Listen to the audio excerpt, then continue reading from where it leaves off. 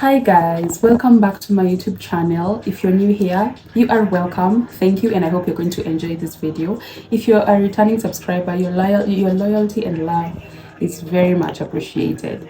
Anyway, so today we're going to talk about that phase in the relationship where you and your partner, you feel like you're ready to now move in together for whatever reason, in whichever style, may it be marriage or you just want to coexist together under one roof. It gets to a point where now you feel like they will lie to you and tell you stuff like, instead of paying rent in two houses, you just now move in together. Or someone is going to go down on one knee and ask you to marry them. Or as in whichever style, one way or another, you found yourself in a place where now you are planning, or you're making plans to move in together. What does moving in together mean for a relationship? Or rather, what does moving in together do to a relationship? It can either be one of two things.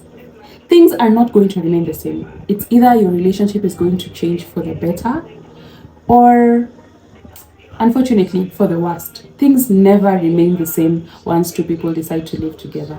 Because there are some characters, when you're dating someone and you're seeing someone and you're just coming and going, there are characters that they can hide. There are things that they can keep to themselves. But once you start living under the same roof, you cannot hide. There are characters you cannot hide. Like, you cannot hide someone's true character, someone's true, the person, as in the real person. And it gets to that point, there are a few questions that you have to ask yourself, because it's a commitment, like it's a thing. And the changes that are about to happen in that relationship are going to either make you guys or break you.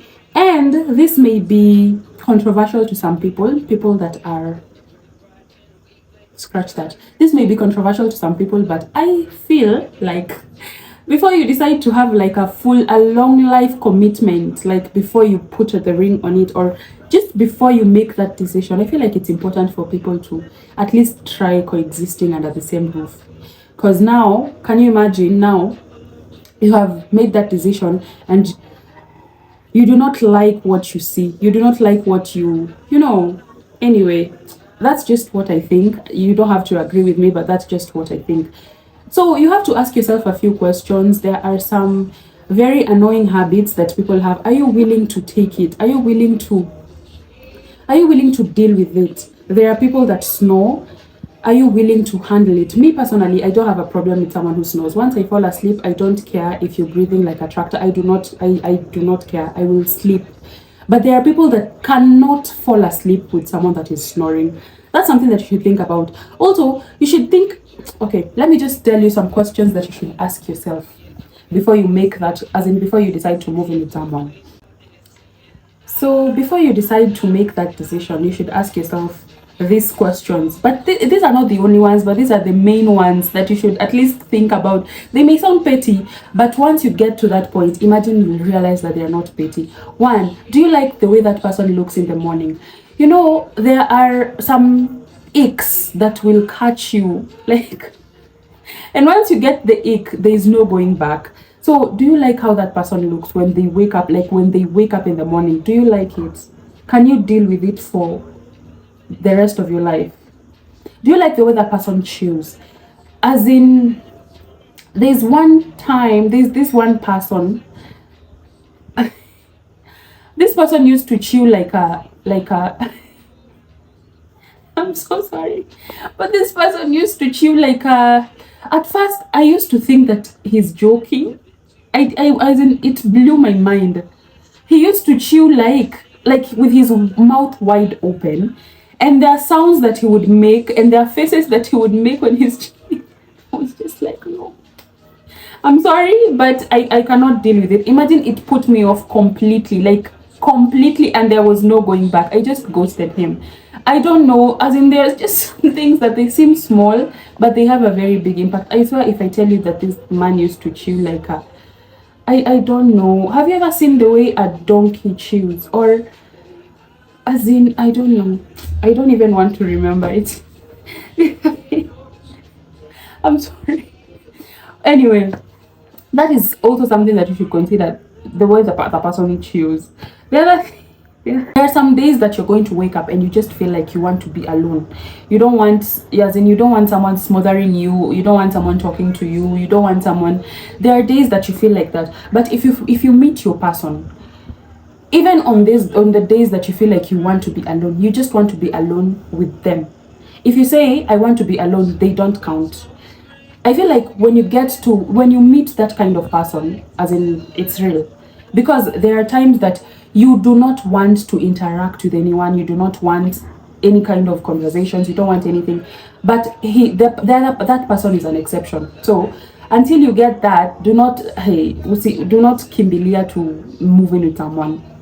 The other thing, there are these tiny habits that people have that can be so annoying, but you can work around it. Habits like someone maybe they you don't like the way if they remove, let's say, their socks, they will leave it there, or just something along those lines.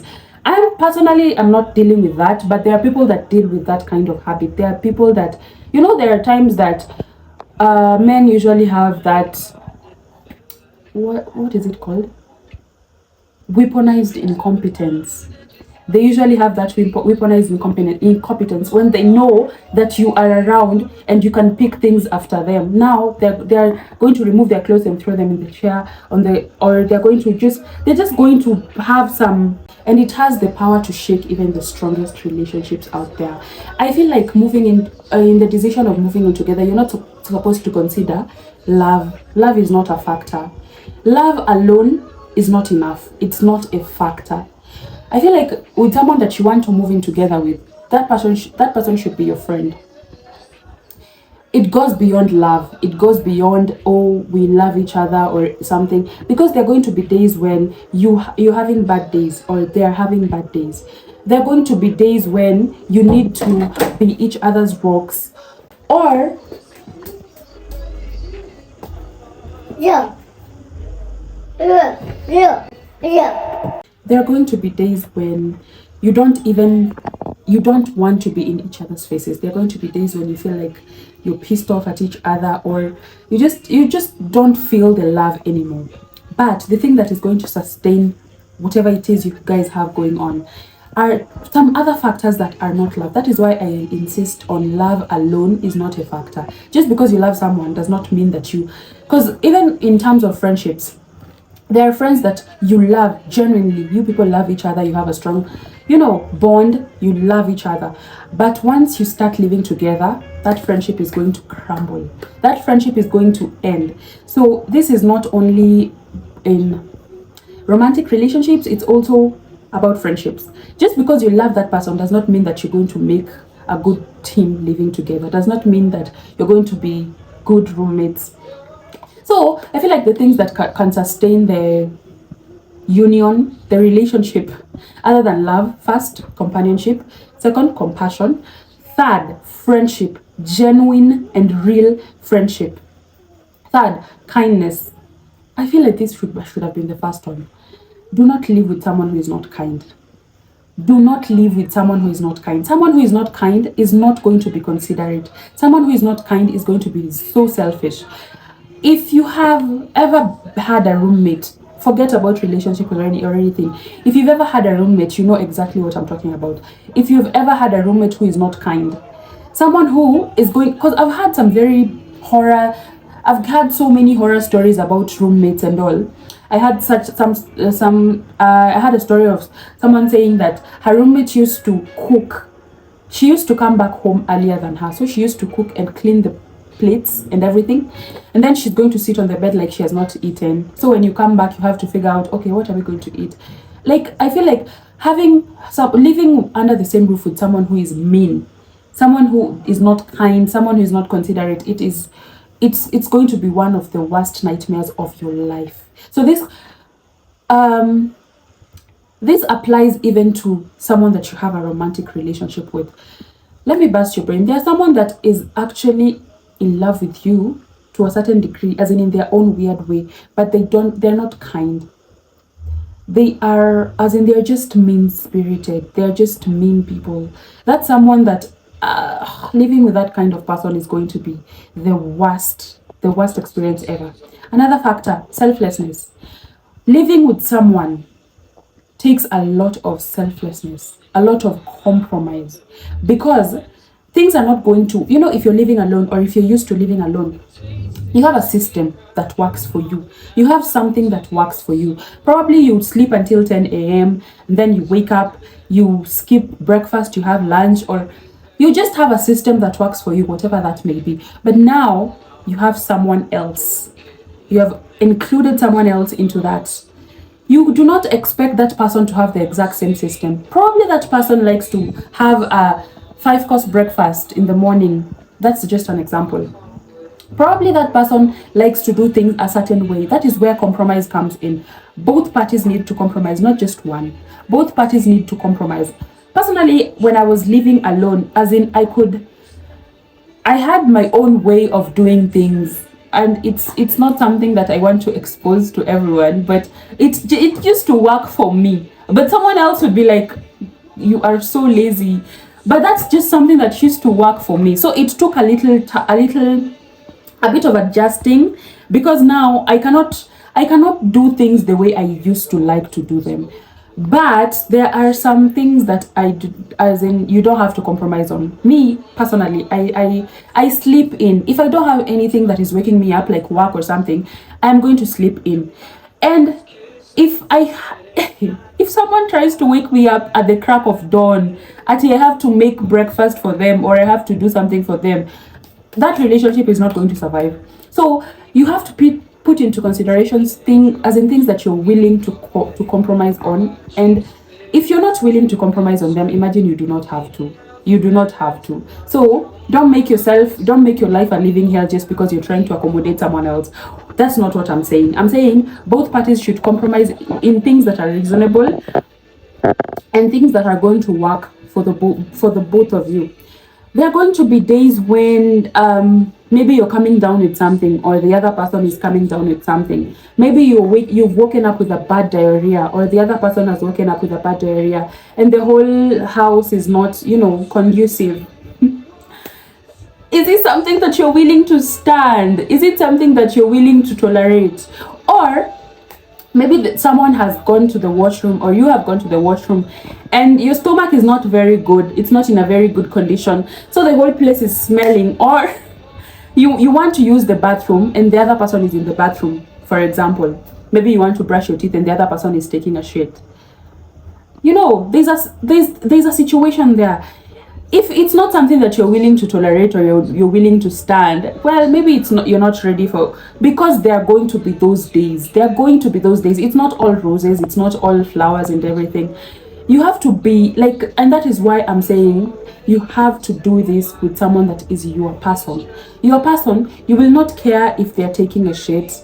You'll still go to the bathroom, do your thing, brush your teeth, or just do you don't care. It's more like, you see, when you're changing your baby's diaper, it does not matter how bad the shit stinks. You're going to take it, you're going to change it. It's almost the same thing with someone that you want to consider living under the same roof with for a while, for a long time, because I'm trying to be careful not to say forever, because people have different plans in life. So before you make that step, just keep in mind that love is not going to sustain that situation. Love alone is not going to sustain that step of moving in together. So don't make that decision based on, we love each other, or I love him and he loved me. No, love alone is not going to sustain it. Friendship is an important factor in that situation. You have to have a genuine friendship with the person that you consider someone that you want to live with under the same roof for an extensive amount of time. And it has to be someone that you care for and they care for you genuinely, because there are days that you're going to be sick or they're going to be sick, and you have each other. You'll have to take care of each other. There are days when you don't feel okay mentally, or they don't feel okay mentally. You have to cater to each other. It's not a walk in the park, but personally, I feel like it strengthened my relationship. So I don't know, to other people it makes their relationships weaker, and they decide, okay, our relationship works better if we live separately. of which to me it does not make that much sense, because eventually probably it's going to happen. So I don't know about you guys, but if living together weakens the relationship or makes the relationship worse, I feel like, as in, that should tell you everything. But that's just me, that's just what I think. So thank you so much for watching this video. I'll see you on my next one. Like, subscribe, comment, and all that. Thank you. Bye.